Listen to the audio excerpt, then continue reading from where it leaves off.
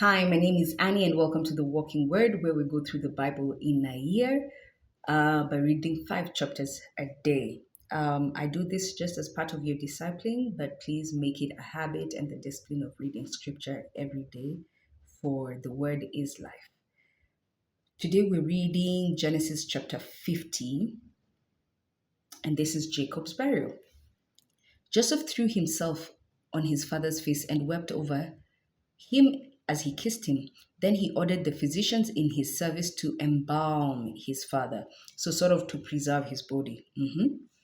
And this was a known skill amongst the Egyptians, because remember they embalmed their mummies.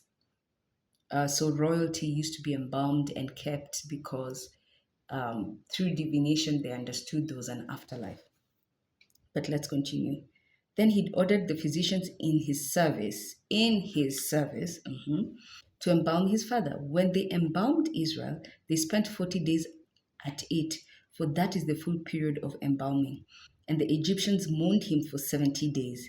Then the period of mourning was over. Joseph spoke to Pharaoh's courtiers. Please do me this favor, he said, and convey to Pharaoh this request of mine. Since my father at the point of death made me promise on oath to bury him in the tomb that he had prepared for himself in the land of Canaan, may I go up there and to bury my father and then come back? Pharaoh replied, go ahead and bury your father as he made you promise on oath. So Joseph left to bury his father, and with him went all of Pharaoh's officials, who were senior members of his court, and all the other dignitaries of Egypt, as well as Joseph's whole household, his brothers, his father's household, all their children and their flocks and herds were left in the region of Goshen. Okay, so they just went for the burial but left their property. Chariots too and charioteers went up with him. It was a very large retinue. Basically, it was a big convoy going there to bury Jacob.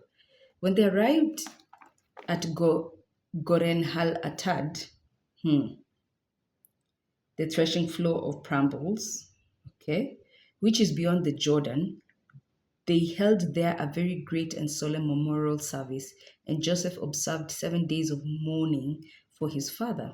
When the Canaanites who inhabited the land saw the mourning at Goren Ha-Atad, they said, this is a solemn funeral the Egyptians are having. That is why the place was named Abel Mizraim. It is beyond the Jordan. Thus Jacob's sons did for him as he had instructed them. They carried him to the land of Canaan and buried him in the cave in the field of Machpelah, facing the Mamre, the field of Abraham, that Abraham had bought for a burial ground from Ephron the Hittite. After Joseph had buried his father, he returned to Egypt together with his brothers and all who had gone up with him for the burial of his father. A plea for forgiveness. Now that their father was dead, Joseph's brothers became fearful and thought, suppose Joseph had been nursing a grudge against us and now plans to pay us back in full for all the wrong we did him. So they approached Joseph and said, before your father died, he gave us these instructions. You shall say to Joseph, Jacob begs you to forgive the criminal wrongdoing of your brothers who treated you so cruelly. Please, therefore, forgive the crime that we, the servants of your father's God, committed. He treated me very very cruelly. But now, please, just forgive us. Like, let bygones be bygones. When they spoke these words to him, Joseph broke into tears. Then his brothers proceeded to fling themselves down before him and said, let us be your slaves. But Joseph replied to them, have no fear. Can I take the place of God? Even though you meant harm to me, God meant it for good, to achieve his present end, the survival of many people. I think you guys have really missed the point here. Yes, you were just used. You were just a vessel used. At that time, you thought you were hurting me, you were trying to kill me, sell me into slavery, but God always takes things and makes them beautiful. Everything works out for my good. Okay. Therefore, have no fear. I will provide for you and for your children. Thus, by speaking kindly to them, he reassured them. I have no beef. Joseph remained in Egypt together with his father's family. He lived 110 years. He saw Ephraim's children to the third generation. Oh, what a beauty.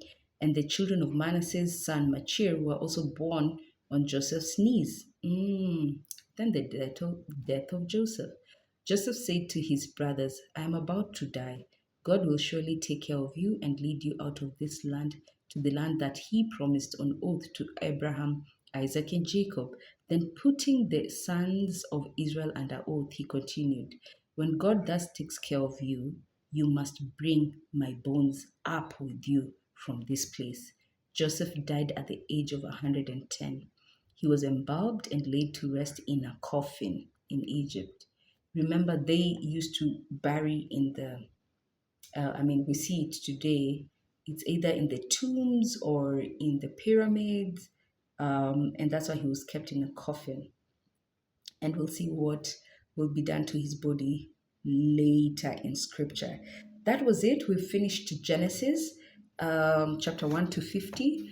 We shall be continuing in Exodus tomorrow.